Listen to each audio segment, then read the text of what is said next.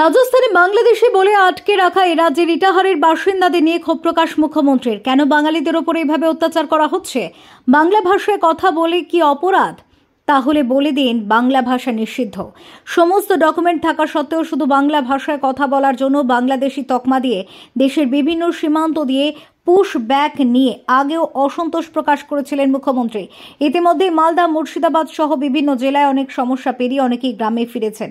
এ নিয়েও অসন্তোষ প্রকাশ করেছিলেন মুখ্যমন্ত্রী।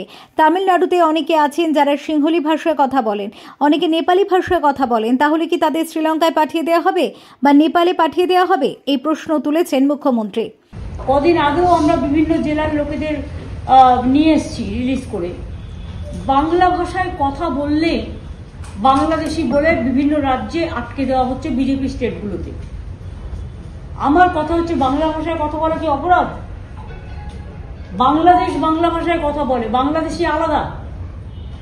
আর ইন্ডিয়ান যারা, ইন্ডিয়ানদের সমস্ত আইডেন্টিটি থাকা সত্ত্বেও, সব দেখানো সত্ত্বেও পরিযায়ী শ্রমিক আমার রাজ্যেও 1.5 কোটি আছে।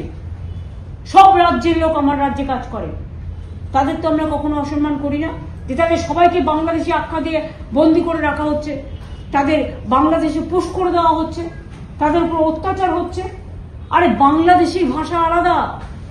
বাংলাদেশি যারা 71 মার্চ পর্যন্ত ভারতবর্ষে এসছেন তারা বৈধ ইন্ডিয়ান নাগরিক। ব্যুরো রিপোর্ট, তারা নিউজ, কলকাতা।